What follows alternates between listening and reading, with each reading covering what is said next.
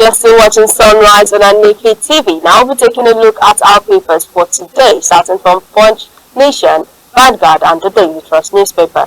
And joining us this morning, as always, is Mr. Res, our in-house analyst. Mr. Res, it's a pleasure to see you this morning after your visit or your interaction with the Vice President. Thank you, Mr. Uche. Well, there, I think talking about Southeast Development Commission and the way forward to 2050 vision for the Southeast development. Yeah. And the interaction with Vice President, I think you're still smelling a bit of Asuro.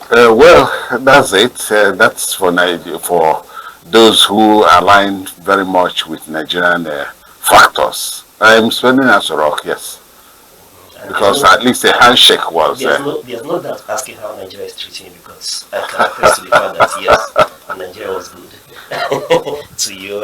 And also joining us this morning as well is Mr. Good Hope, the man of many parts, the mental mechanic, the sports oracle. Mr. Good Hope, it's a pleasure to have you here on Sunrise. Thank you very much. Good morning. It's all right. Alright, now moving over to our papers for today, starting from the Nation headline. The Nation paper that says terrorists killed Kwara villagers for refusing storage belief. And on the Punch paper, the Punch is saying Kwara massacre, UN condemns killings as Turkey pledges support. And on the Vanguard paper, the Vanguard newspaper there reads 2027, majority of senators want real-time result transmission. And on the Guardian newspaper, on the Daily Trust rather, the Daily Trust paper says we are still burying the dead inside Kwara massacre. Now I'll be starting today's paper from the Punch newspaper. The Punch newspaper that says Kwara massacre, UN condemns killings as Turkey pledges support. In global response, the United Nations and several countries have strongly condemned the brutal attack in Kwara. Secretary General Antonio Guterres denounced the violence, offering heartfelt condolences to victims, families, and pledges solidarity with Nigeria's government in the fight against such extremist violence. Turkey also weighed in, calling the massacre heinous and pledging to support Nigeria's security efforts to root out terrorism and help stabilize community at risk. The international push to support Nigeria's security forces comes as the federal government reinforces military operations on the ground, trying to prevent future attacks and protect vulnerable villagers. Mr. Alcha, I would like to know your take. All right. Seeing this headline one more time is quite disheartening that Nigerians are being cut short, in their own country when we are not officially at war, speaking to the level of insecurity in Nigeria. Still, at this moment, despite every effort and rhetorics and actions that we are being told is being marshaled out against these insurgents, these Islamic terrorists who, are terrorizing this nation. Look at what's happening in Kwara State. Look at what's happening in Katsina. Look at what's happening in Niger. And where is Kogi State?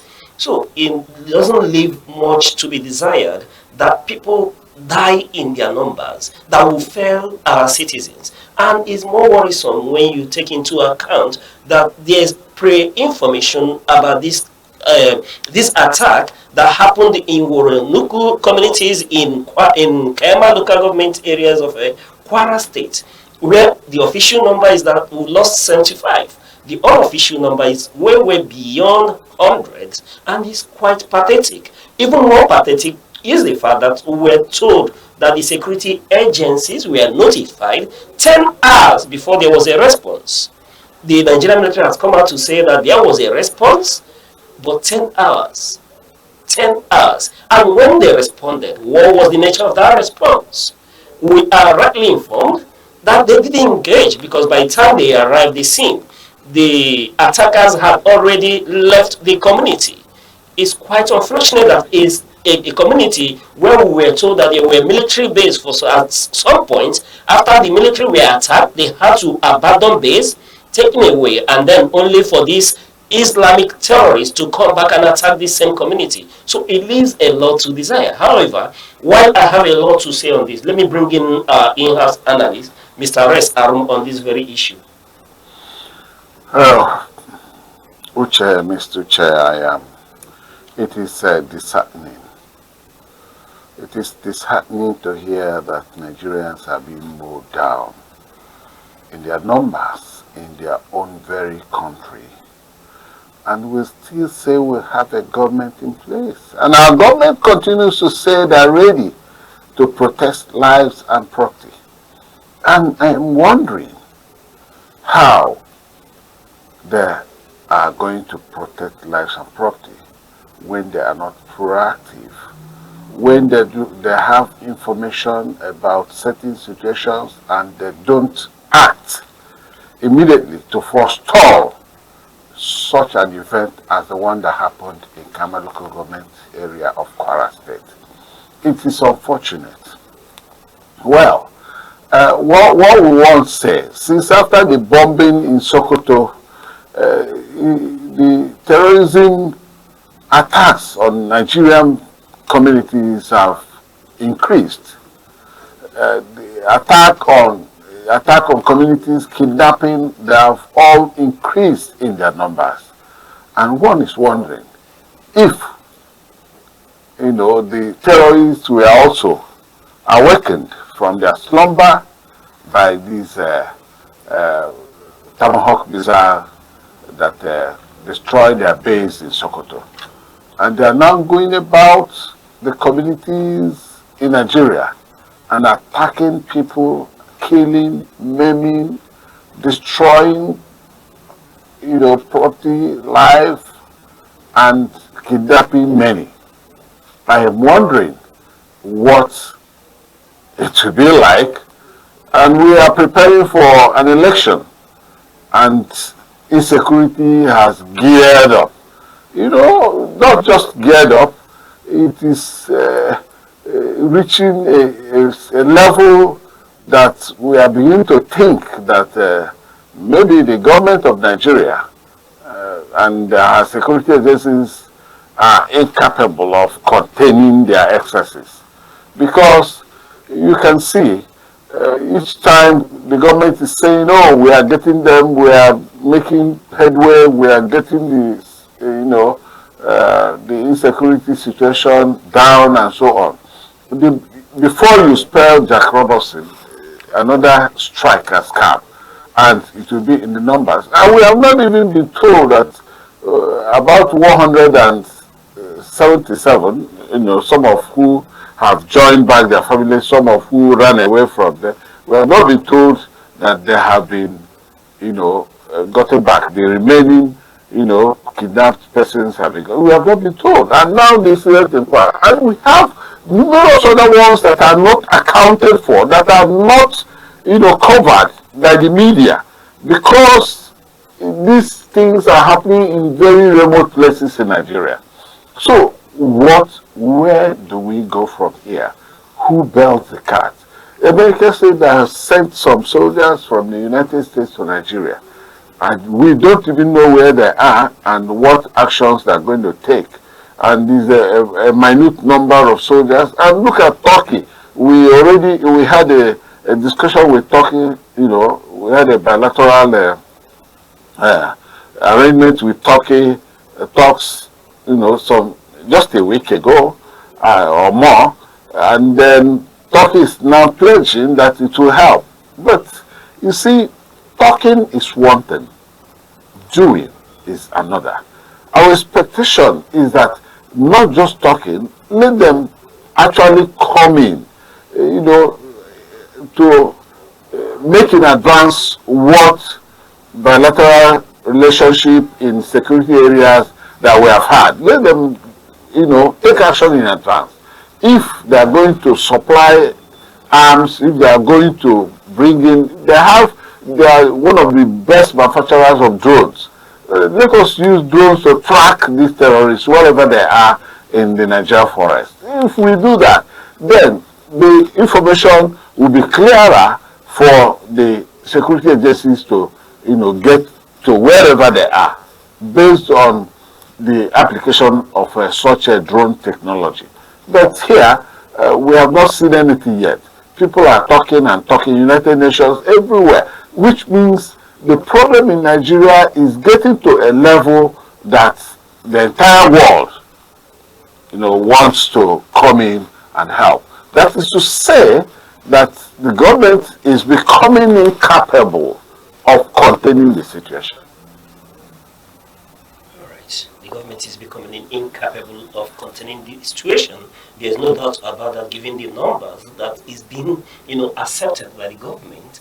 The number is 75, according to the Governor Abdulrazak, that yes, while he was having a tete-a-tete with the president, that he was 75, but the unofficial figures is way beyond that numbers.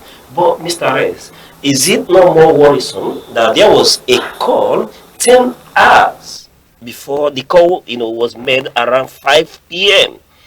Then response came around 3 a.m., in the morning, and we are being told that there was no interdiction by the Nigerian Air Force. The plane came and nobody went after these people. Mr. Reyes, what does that say to our preparedness to tackling these issues when we are told that yes, the U.S. Troops are on ground and would operate by the dictates of the bilateral agreement that they have and in respect to Nigerian sovereignty? Okay. You See, how long does it take for a flight, a Boeing flight, normal passenger flight, not an Air Force plane, to go from Abuja to the United States? How much? You say about that 10 hours. So it means that maybe the Air Force command that were expected to come for a rapid response were coming from maybe South America, China, Asia, or what have you. It is not even an Air Force plane that's coming from somewhere Egypt or somewhere UK that will take about 6 hours. You see, so, and you are asking, is it about protocol? Is it protocol? Is it a breach in command? Why is the information, stalled in the process? The information stalled. The command couldn't give the direct command immediately for a rapid response until the terrorists were gone, until they have done all the damage. And they want us within the media angle to indict them. We are not going to orally indict them. We are not a court of competent jurisdiction that will do the indictment.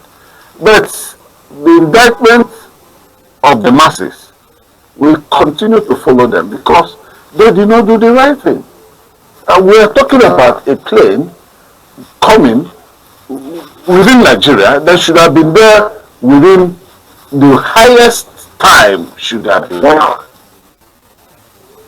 And if you were called at 5 something, within 1 hour you would have stopped the terrorists from doing so much damage. Now, Mr. Rice, what we are witnessing is here as a result of wanting to be politically correct in the eyes, or given the fact that we are approaching the next election, because in Nigeria now the talk and everything is geared towards preparation for another politicking.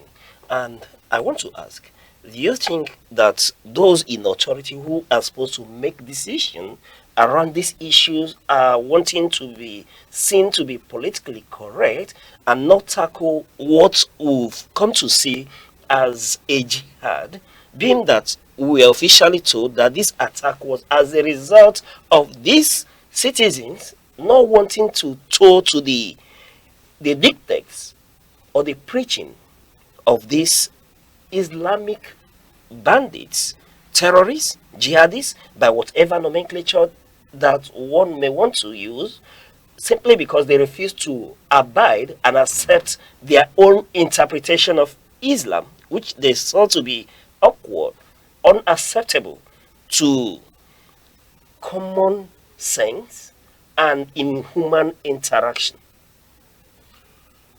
You see, Those vested with responsibility have ignored and jettisoned that responsibility And you can see that the claims, we're beginning to see that the claims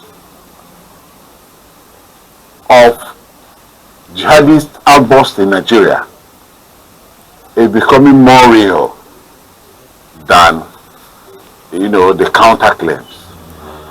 Because the counterclaims has been that there is no genocide in Nigeria.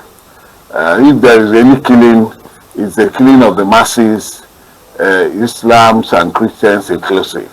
But we are beginning to see that it has that connotation, religious connotation. And we are beginning to see that these fundamentalists are beginning to do things based on their Islamic standard, Islamic, what do I call them, jihadist ideology. So Nigerians, the world should know that, of course, the government of the day has been almost nonchalant about it, because many of them are even thinking about how to politic and get back to their juicy positions. When I call it juicy positions, of course, we know that the National Assembly of Nigeria is among the most paid in the world. That those in America and even UK do not receive as much money when it is translated to the international currency. So most of them are interested in how to maneuver their ways and go back to even the National Assembly, and then those who will be appointed into positions of authority where they now possibly, because of the inherent corruptive tendencies in the Nigerian state, they are being alleged to be siphoning Nigerian money instead of putting them into judicious use. So that is a problem. Nigeria must make a U-turn, and the U-turn must start from individual Nigerian. It must start from you. It must start from me. We will have to have a rethink on how to better this country. Otherwise, I am not a prophet of doom, but I am beginning to see a failed state. That's quite pathetic, and something we all pray that never happens. But yes, like you did say, these are traces of a failed state. But I want to ask again, before I let you rest on this issue, we've seen where the president, has instructed and ordered the deployment of a battalion to this scene, and we've seen the IG of police setting up a tactical unit, special tactical unit, to equally, go to the scene as well, and the whole international community, the UN, Turkey, and the rest of them are condemning actions when it comes to these killings that happen. And then the Northern Senators Forum is even proffering more solution, recruitment of more personnel into the security agencies, the expansion of armories and all that. And Mr. Rice, I see all this as reactionary. What can we do to stem the tide so it never happens again? That is exactly what I have been Shouting, each time this kind of issue comes for discourse. You see, when you are supposed to walk and stop things from happening, what you do is take, action after it has finished, after it has, happened, after people have been killed, after property worth millions, multiple millions have been destroyed, and people are being buried, in their numbers. Oh, wow, that is too bad. For a government that is what is Sonia, that knows its responsibility, that knows that security remains the utmost thing the government has to do before any other thing.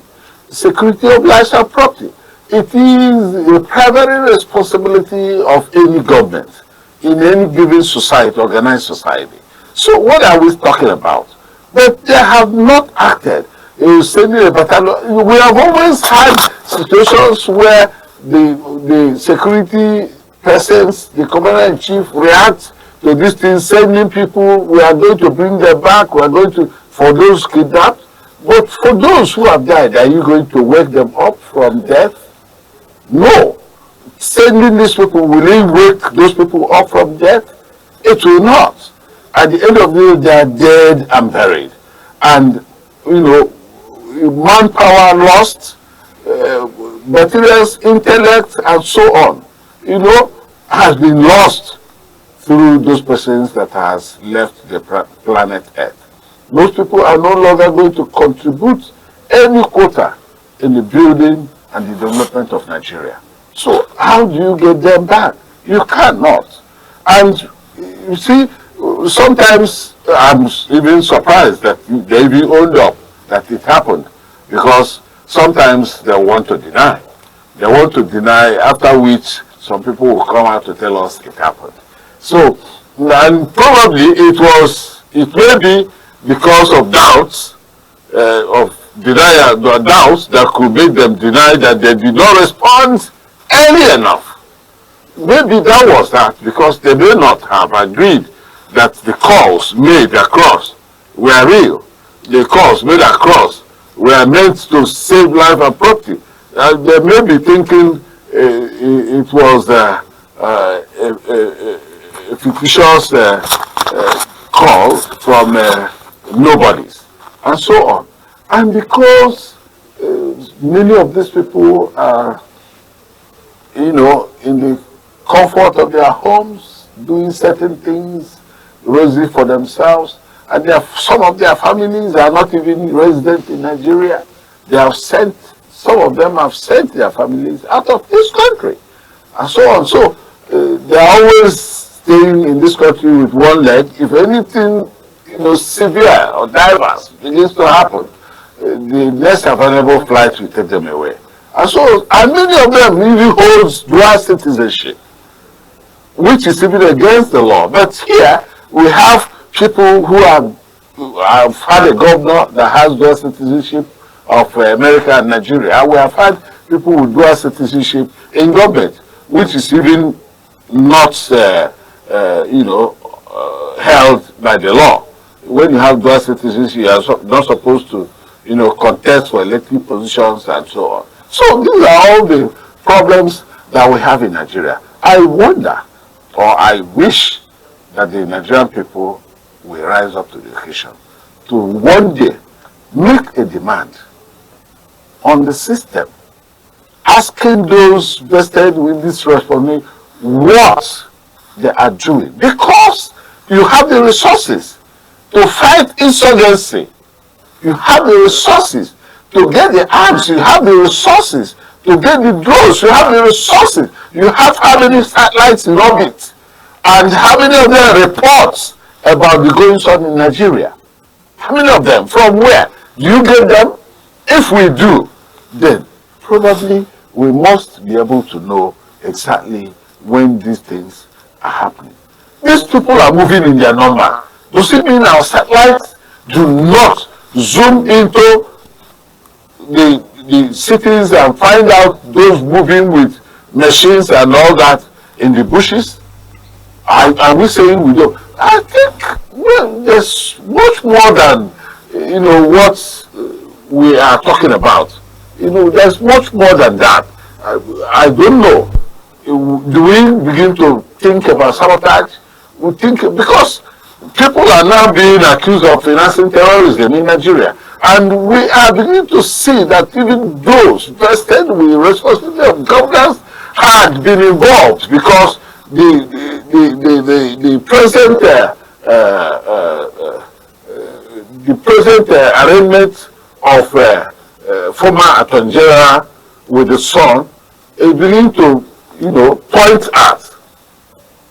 at something like that. We are not saying it has happened until they are indicted by a court of competent jurisdiction, but the allegations are already there.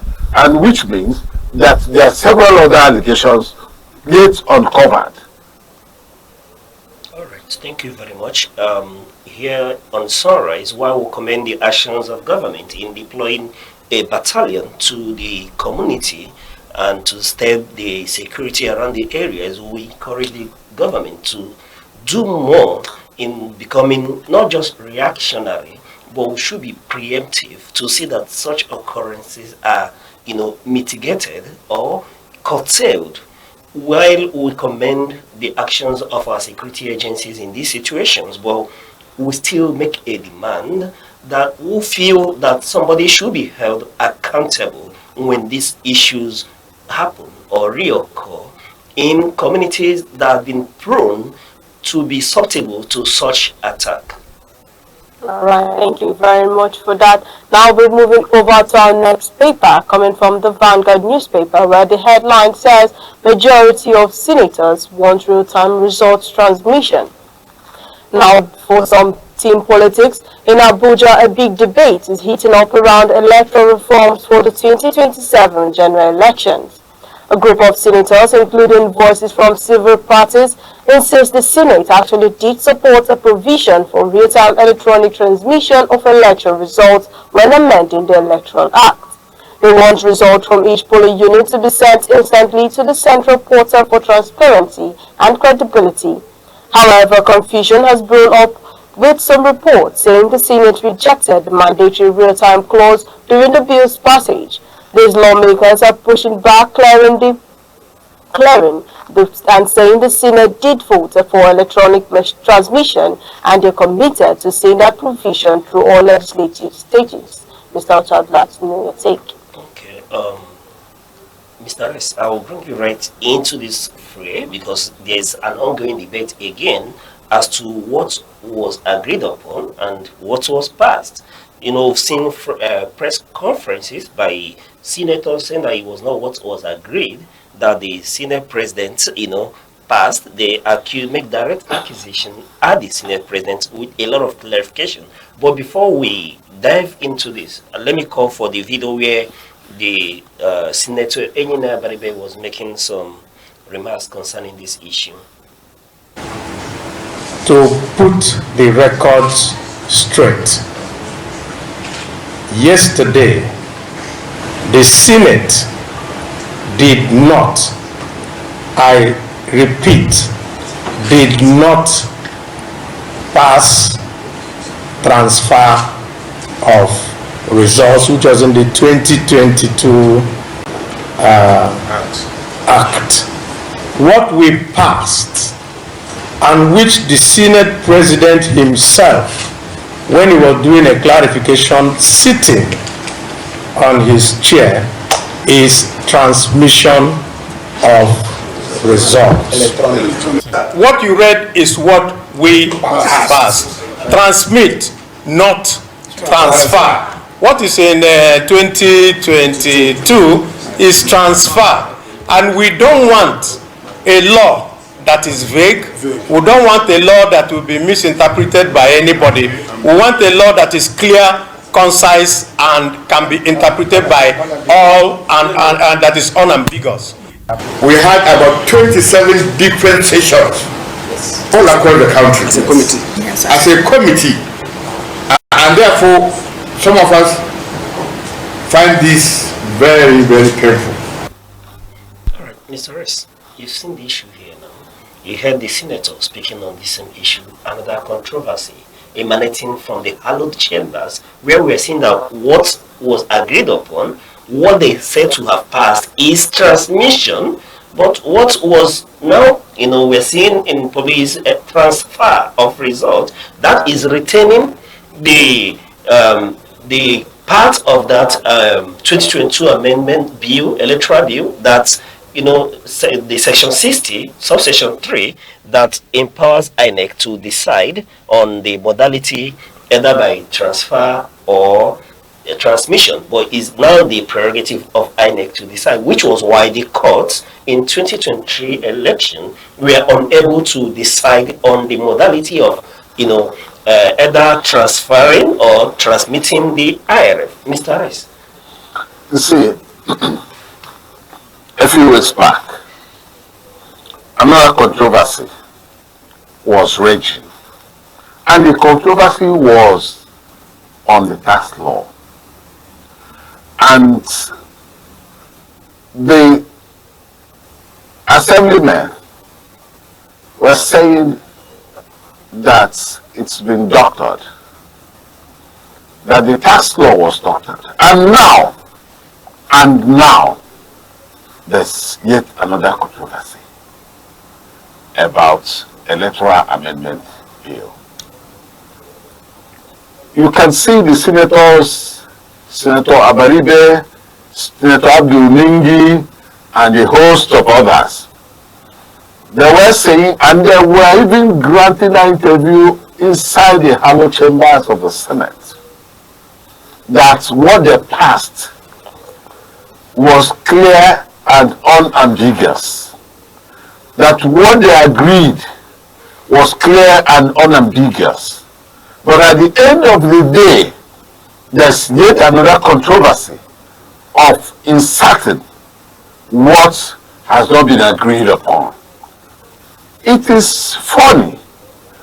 We are beginning to see a whole lot of fraudulent ideas by even those people we had trusted to represent us. People were elected and believed by their constituencies to be trusted persons that will represent the interests of these constituents. And today, we do not know who has done what. But we might generally say that some people are out to sabotage Nigeria. Out to sabotage Nigeria and Nigerians. An issue that had caused a whole lot of problems during the last election. There were litigations upon litigations. The Supreme Court could not say that, could not interpret transfer as transmission. Yet, transmission was done, but they say the glitch came during the transmission of the presidential result. And we are now beginning to think that somebody out there is planning to do the same thing and to, of course, put another glitch in the system. Let them completely remove that particular clause from the table of ANEKE. Let it be a spelled out law so that transmission must be a must. ANEKE must do everything within its capability to ensure online transmission of results from the polling units, from where the votes were cast. And then we'll be sure of transparency. We'll be sure that there is accountability in what they have done. We'll be sure that anybody who wins at the various polling units, actually, who controls the votes from the greatest number of polling units, is the winner. So why do they want to leave a lacuna? Why do they want to leave a loophole for people to begin to say, if it had been this or if it had been that? Very simple law. And look at the senators, they all agree to do that. And somebody, even the same president was denying that they did not, but they know exactly what happened.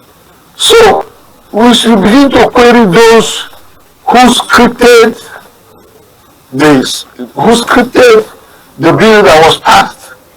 We look at those who scripted it, starting from the clerk of the house to the number of other persons who are writers in that hallowed chambers to find out who did what. Somebody must be accountable. Somebody must be named. Somebody must have doctored what was passed. So, and if we do not do that, then it means that the center can no longer hold. According to things fall apart. Professor Achebe said it. The center can no longer hold. So the center can no longer hold. Who will now do the needful? I don't know if the security agencies, anti-graft, anti-this, anti-that, ICPC, if they have the power, the legal power to begin to look at some of such fraud. Because it is fraud. It is fraud to remove what was agreed and insert what was not agreed. That issue is one of the most important issue about the amendment of that electoral act. It's one of the most important aspects of the amendment. And now we have controversies about it. So, what is going on in Nigeria?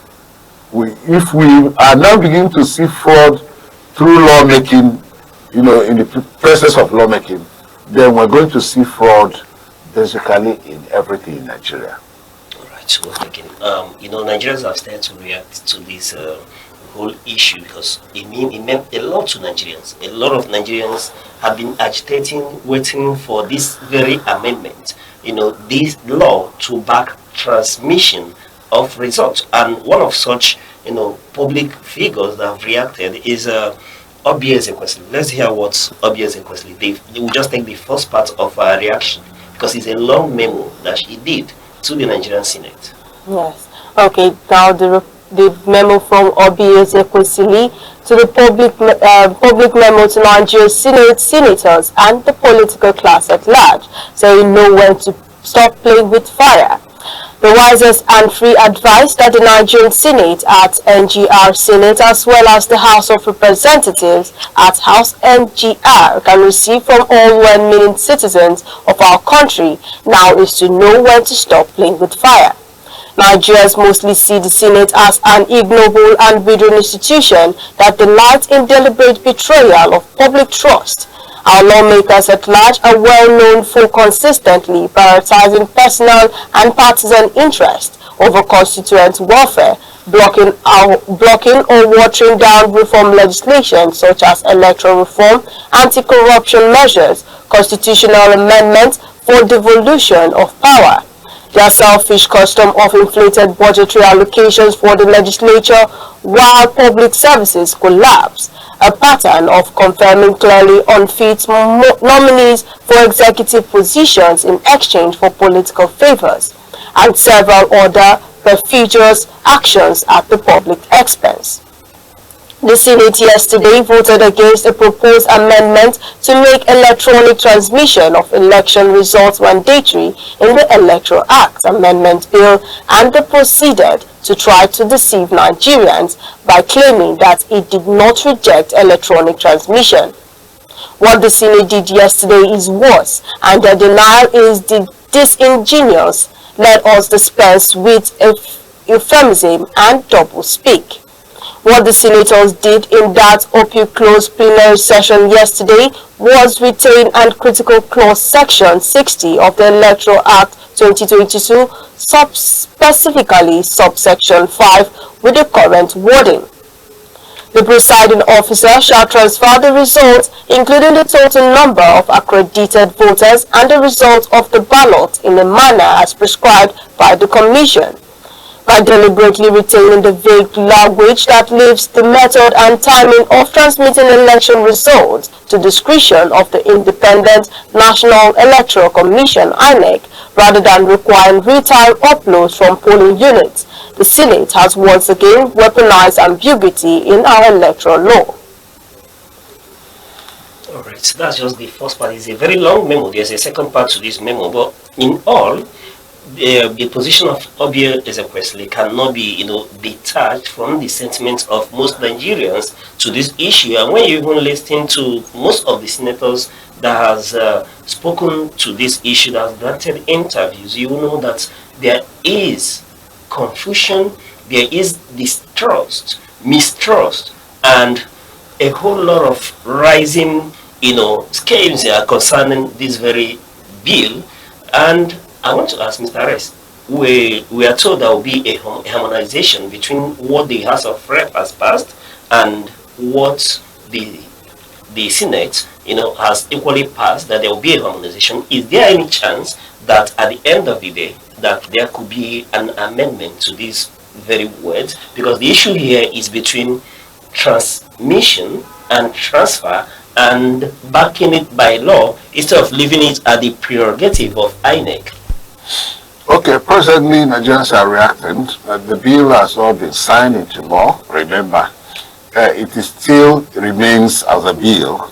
The bill could be revisited through a motion. It could be revisited through a motion in the Senate and in the House of Reps. So there are chances of making a further amendment. It is not final. It is not as if the Supreme Court has spoken. It's only when the Supreme Court, even sometimes when Supreme Court speaks, people could reapproach the Supreme Court to make other statements, even reinterpret their position, and it is done. So we do not see, it is not final. And now that Nigerians are out to demand what they truly need to ensure that the election will be free, fair, and credible, and will, see the persons, true persons that people voted for, to come to be elected, so that Nigerians will begin to feel that votes now count. Because apathy and all that has been as a result of the fact that vote does not count.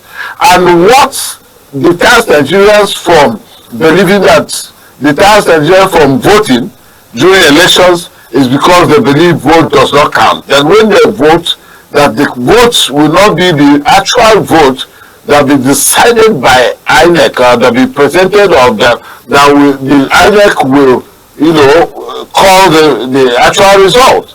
So Nigerians are not happy. They want that electronics, that's the technological position that will help the election to be freer and fairer. So transfer becomes ambiguous. Look at what Obio Ezekwesili, said, that it is ambiguous, and many others, including Abaribe. You have just left the thing at the discretion of ANEKE. ANEKE discretion, that is why they came out to tell you there's a glitch. But when it is a law, they have no excuse whatsoever to give you. And if there's any glitch, it means what has been done is a nullity.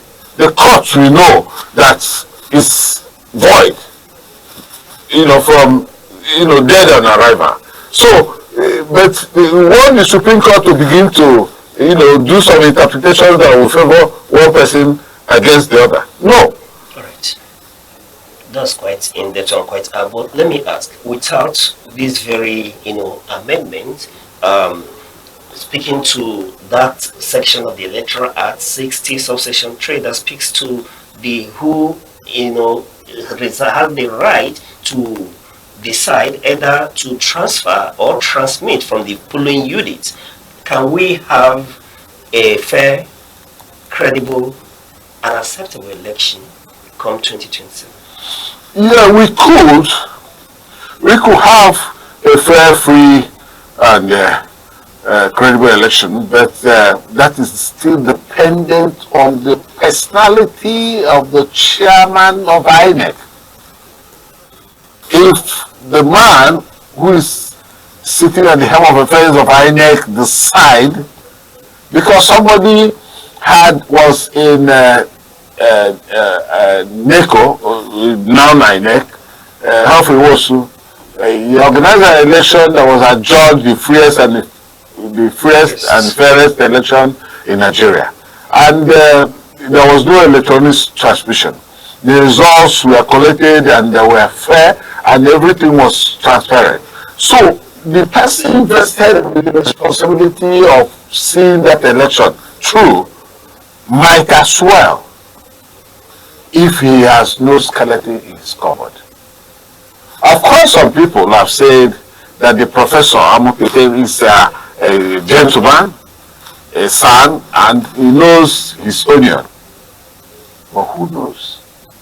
If the factors that are inherent in Nigeria will not sway him.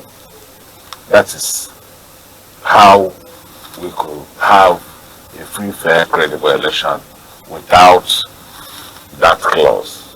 All right. Finally, on this very matter, before I let you go on this very situation that we're witnessing, is here an indictment on the quality of opposition that we have in Nigeria at this moment? Bearing in mind what APC did while they were in opposition. At this time, one should expect, as it was in 2015, we heard the voice of Lai Mohammed ringing in our bedrooms, giving room for a sterile opposition. So I ask, what does it say to the quality of opposition in Nigeria at the moment? When you talk about quality of opposition in Nigeria, you see all the members of opposition, many of them have skeletons in their cupboard. And if they come haywire against the policies and positions of government, there will be, there will be chased around. Of course, the government will use the instruments of power to silence them because of the skeletons they have in the cupboard. If we have the likes of Peter be still, of course, he's been talking, and they have not seen anything to go after him with. That is the problem. If we have many of the likes of him, if we have many of the likes of him, Patu Tommy and others, of course, nobody will go after them, and the opposition will come full blast. But the way it is that the opposition now is heavy. Look at the way people are talking. If you go to the social media, if you go to the orthodox media, everywhere, people are discussing about this fraud in the National Assembly. Because it is nothing but a fraud. If you people agree on one thing and then you come to insert another, is it not fraudulent? It should be seen as a fraud.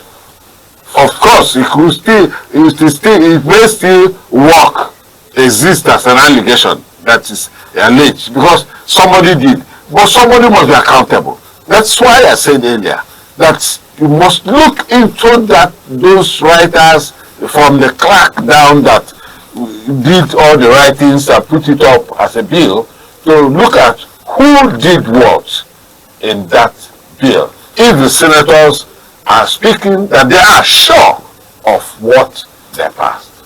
All right. Thank you very much. We'll continue to look at this issue. I know that Nigerians will not give up on this very issue and continue to make news headlines. We'll continue to look at the Senate and see what the decision at the end of the day will be. But moving on, let's look at another developing story here in Enugu, where we were told that Justice Anthony Onovo of the Enugu High Court on Thursday ordered the British government to pay 20 million each to the families of 21 coal miners killed in Enugu State in 1949 by the colonial master under the superintendent of then colonial police, F.S. Philip, that more than 21 coal miners in Eva Valley in Enugu, with 51 said to be injured as at the time. Mr. Reyes. Yes, during the colonial era, coal miners were killed. If you get to the roundabout Near New Market Junction, you will see a sculptural work which is a representation of that malady.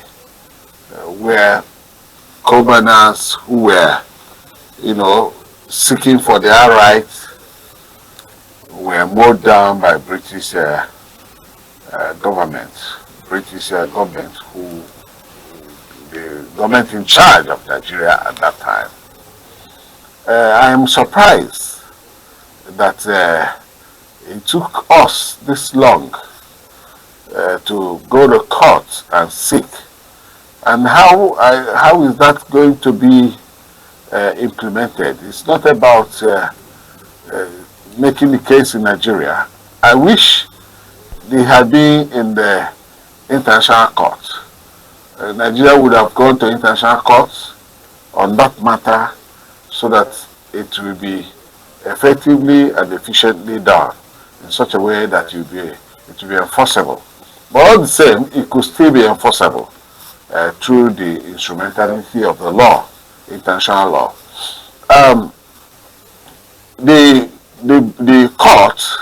The court said they should be given 20 million pounds, not naira, 20 million pounds to the families of the people mowed down during that protest and that action, which it was a trade dispute, a common trade dispute.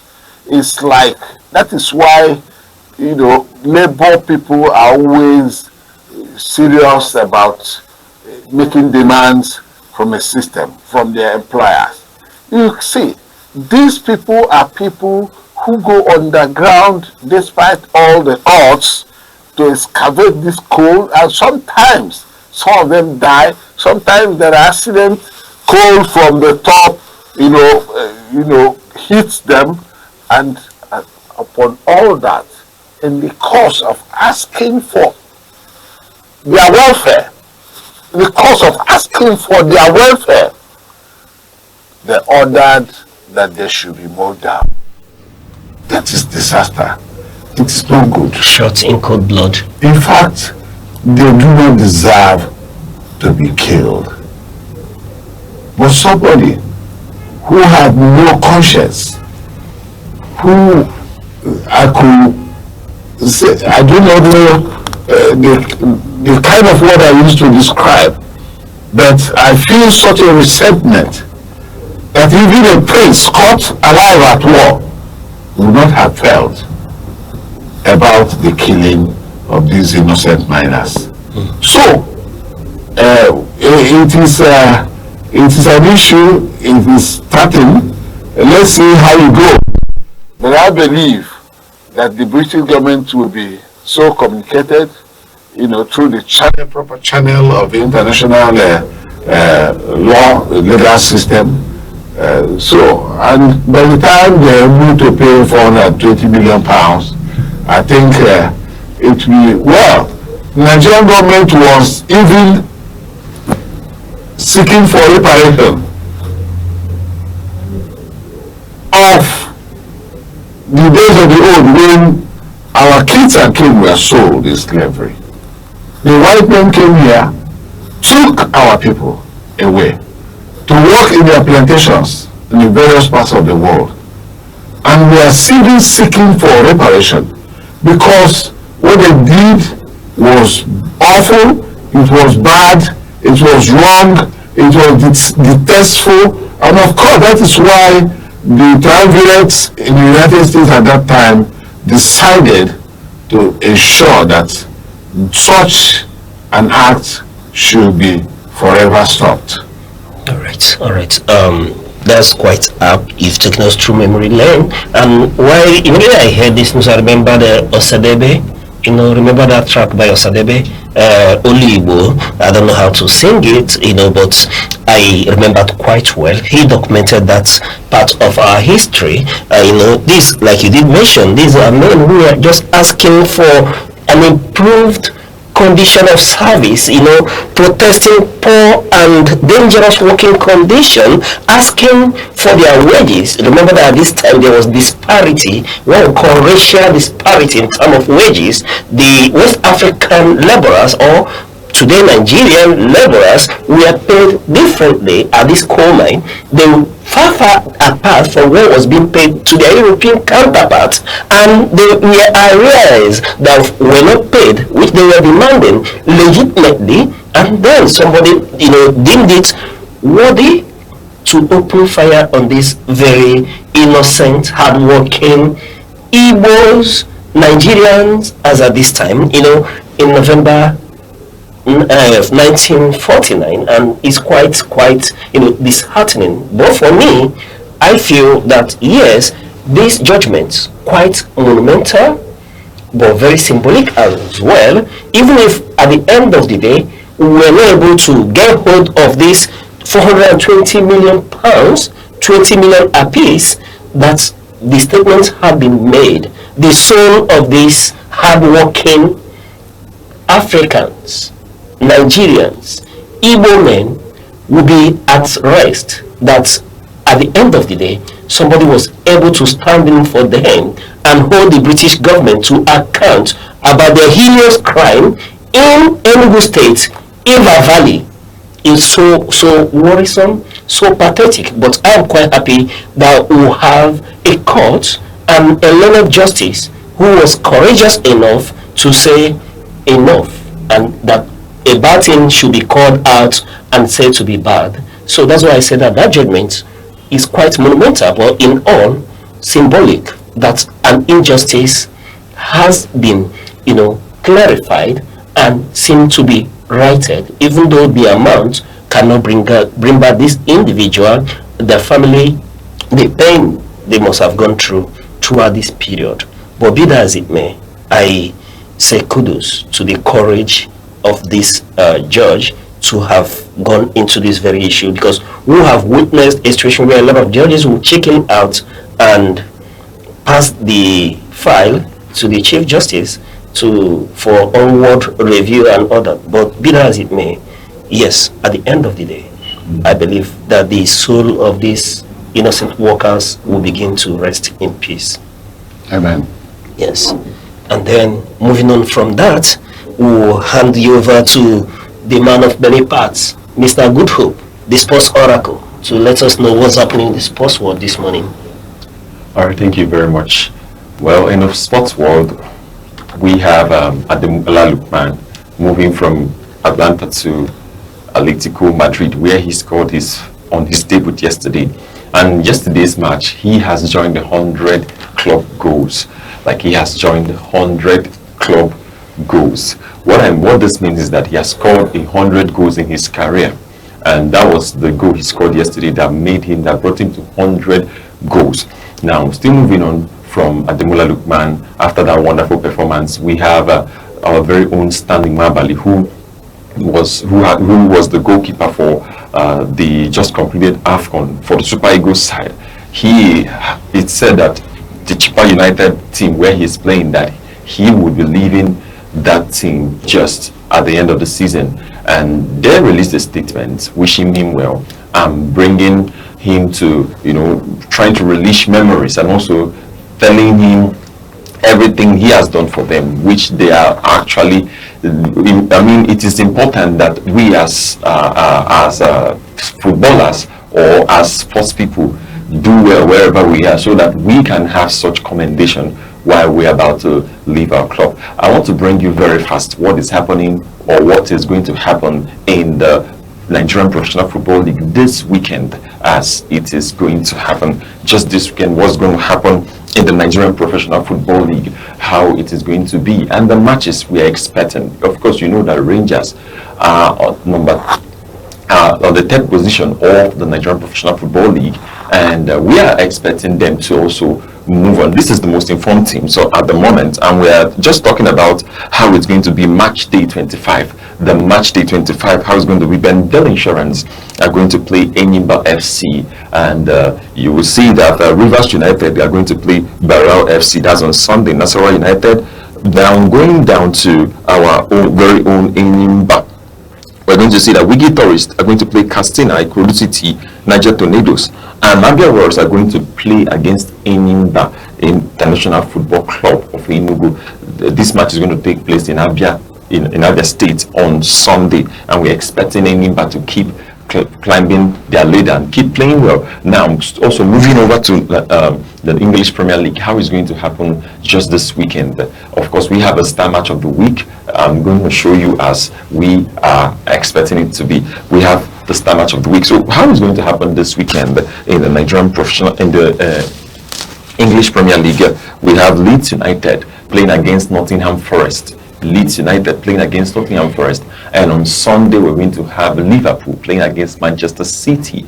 We're going to have Liverpool playing against Manchester City. We have Spurs playing against Manchester United, and we have Arsenal playing against Sunderland. We have Bournemouth playing against Aston Villa, and of course Wolves are going to play Chelsea, but that match is going to be one of the matches we have been looking at, because Wolves, they are really struggling to come out of where they are. Now, the star match of the week, like I've told you, is Liverpool against Manchester City on Sunday by 4:30, and that time is actually 5:30. All right. So you must make sure you follow that match. Of course, it's Liverpool, so Mr. Uche wants to, because he's his team, so he wants to win that match. But I'm not sure Manchester City are going to let Liverpool have that win. Of course, it's going to be a draw game, or Manchester City could win just 2-1 or 2-2. Of course, Manchester City team is not really the fantastic team so far. We expect Liverpool to have more goals, but we're going to see what happens at the end of the day. You can never walk alone. Yes, we'll comment on that on Monday, but kudos to Lookman for scoring and assisting in his first appearance for Atletico Madrid.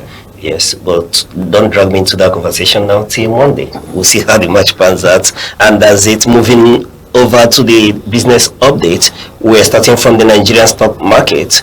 Yesterday, February 5th, 2026, the Nigerian stock market sustained its positive momentum, where the Nigerian All-Share Index ASI surged by 1.18%, closing at 170,035.36 basic points, while market capitalization grew by 1.27 trillion naira to settle at 109.13 trillion naira. This rally was largely driven by gains in the oil and gas sector and renewed interest in the banking sector, particularly First Holding Company, which saw a significant buyback following its recent balance sheet cleanup.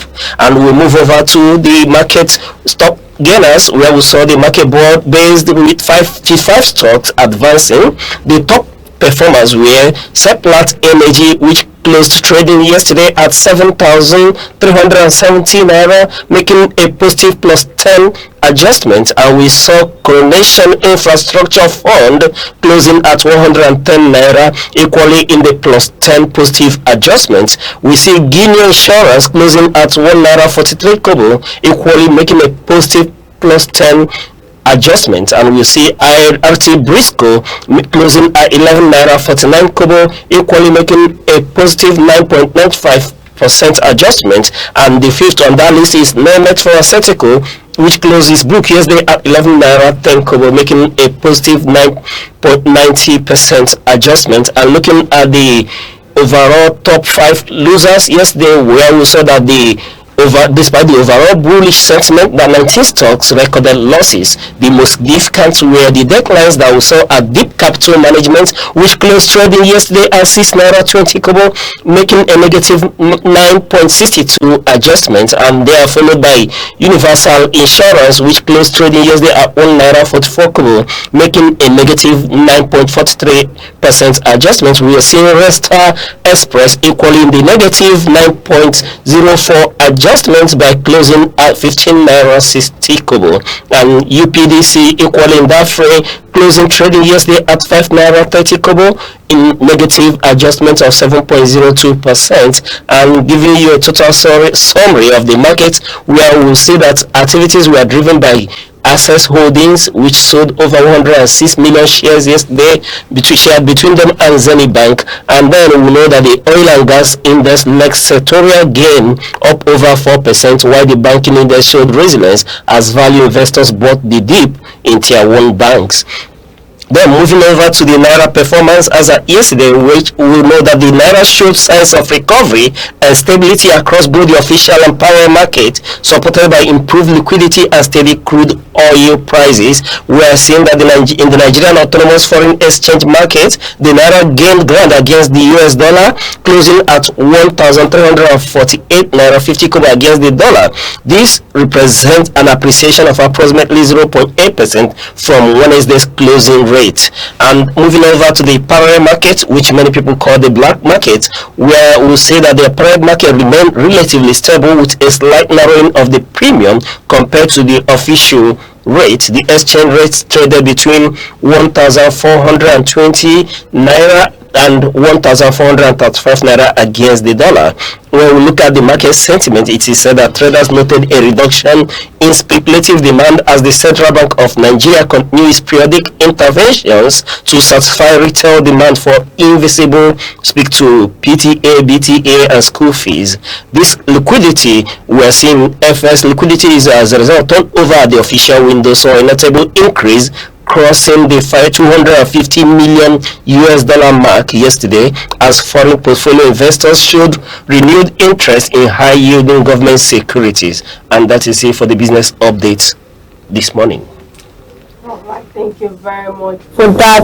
And now this is where we call it a day here on Sunrise on ANEKE TV. Please do not forget to follow us across our social media platforms, across Instagram, TikTok, YouTube, X, or ANEKE TV, or call our phone number 070-3043-7110. It's always a pleasure having you on our show every morning. I am Deborah Wakuba.